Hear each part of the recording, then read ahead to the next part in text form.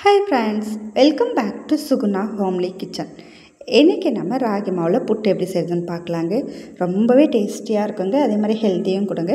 Already நான் புட்டு வீடியோவை நிறைய போஸ்ட் பண்ணியிருக்கேன். ஆனால் என்றைக்கு செய்கிற புட்டில் பார்த்தீங்கன்னாக்கா எக்ஸ்ட்ராவாக ஒரு பொருள் ஆட் பண்ணுறோங்க. அதனால டேஸ்ட் ரொம்பவே சூப்பராக இருக்குங்க, ரொம்பவும் ஹெல்த்தியும் கொடுங்க. சட்டுன்னு ரெடி பண்ணிடலாம். அதுக்கு ஒரு கப் அளவுக்கு ராகி மாவு, துருவின தேங்காய், ஸ்வீட்டுக்கு தேவையான அளவு வெல்லம். இதுக்கு வெல்லம் தாங்க சேர்க்கணும், சர்க்கரை சேர்க்க வேண்டாங்க. இது கூட இன்னொரு பொருள் சேர்க்க போகிறோம். அது புட்டு மாவு வேக வச்சு எடுத்த பிறகு நம்ம என்ன பொருள் சேர்க்குறோன்னு பார்க்கலாம். அதுக்கு ஒரு பவுலில் ஒரு கப் அளவுக்கு ராகி மாவு சேர்த்துக்கலாங்க. இப்போ ஒரு டம்ளர் தண்ணியில் தேவையான அளவு உப்பு சேர்த்து நல்லா கலந்து விட்டுக்கோங்க. இப்போ கொஞ்சம் கொஞ்சமாக தண்ணி தெளித்து புட்டு மாவு பதத்துக்கு நல்லா மாவு பிசைஞ்சு எடுத்துக்கலாங்க. புட்டு மாவு பதம் பார்த்திங்கனாக்கா ஒரேடியாக தண்ணி ஊற்றாமல் கொஞ்சம் கொஞ்சமாக தண்ணி தெளித்து மாவு நல்லா ஈரம் படுற அளவுக்கு நல்லா கைனாலே மிக்ஸ் பண்ணி விட்டுக்கோங்க. கையில் நம்ம பிடிச்சோம்னா பிடிக்க வரணும், உதிர்த்து விட்டோம்னா உதிர்ந்து போகணும். அதுதாங்க பதம். இப்போ புட்டு மாவு ரெடி ஆகிடுச்சு. இப்போ நம்ம இட்லி பாத்திரத்தில் வச்சு நல்லா வேக வச்சு எடுத்துக்கலாங்க. இட்லி எல்லாம் வச்சு எடுப்போம் பாருங்கள், அதே நேரம் தாங்க. ஒரு 10 நிமிஷம் போல் இந்த புட்டு மாவு வேக வச்சு எடுத்துக்கலாங்க.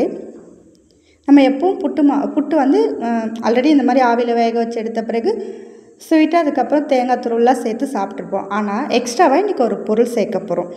அதனால் இந்த புட்டுடைய டேஸ்ட்டே பார்த்திங்கன்னா ரொம்பவே சூப்பராக இருக்குங்க. எல்லாருமே நல்லா விரும்பி சாப்பிட்டுக்குவாங்க. சாப்பிடாதவங்க கூட இதை அந்தளவுக்கு விரும்பி சாப்பிட்டுக்குவாங்கன்னா பார்த்துக்கோங்களேன். அந்த ஒரு பொருள் சேர்க்கறதுனால இந்த புட்டுடைய டேஸ்ட்டே டோட்டலாக மாறப்போதுங்க. அது வேறு எதுவும் இல்லைங்க, வேர்க்கடலை தான். நம்ம ராகியோட வேர்க்கடலை சேர்த்து பண்ணுற ரெசிபியே ரொம்ப டேஸ்ட்டாக தாங்க இருக்கும்.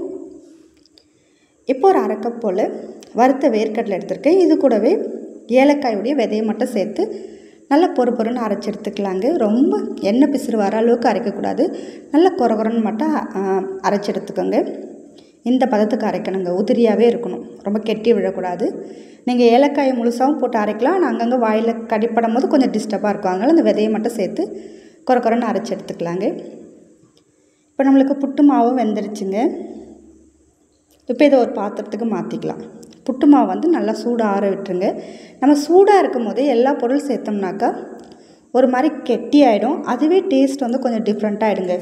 நல்லா சூடு ஆறின பிறகு தான் நம்ம இது கூட எல்லா பொருளையும் சேர்க்க போகிறோம். இப்போ பாருங்கள், நல்லா பார்க்கவே நல்லா உதிரியாக இருக்குது புட்டு. அதே சமயம் நல்லா வெந்திருக்கு. ராகி மாவு வெந்து வந்தாவே அந்த வாசனையே ரொம்பவே சூப்பராக இருக்குங்க. நல்லா சூடாறின புட்டு மாவில் வெல்லம் சேர்த்துக்கலாங்க. வெல்லத்துக்கு பதில் நீங்கள் கரும்பு சக்கரை கூட சேர்த்துக்கலாம். வெல்லம் நான் அங்கங்கே வாயில் கடிப்பட்டால் நல்லா இருக்குன்றதுக்காக ஒன்றும் அதிகமாக தட்டி எடுத்துருக்கேன். நீங்கள் வேணால் நல்லா நைஸாக கூட துருவி சேர்த்துக்கலாங்க. இது கூடவே துருவின தேங்காய். இப்போ நம்ம குறன்னு அரைச்சி வச்சுருக்குறோம் பாருங்கள், வறுத்த வேர்க்கடலை, அதையும் சேர்த்துக்கலாங்க. இது சேர்க்கறதுனால புட்டு பார்த்திங்கன்னா ரொம்பவே டேஸ்ட்டாக இருக்குங்க. அதே மாதிரி வெறும் மாவு மட்டும் சாப்பிடும்போது சிலருக்கு கொஞ்சம் அடைக்கிற மாதிரிலாம் இருக்கும்.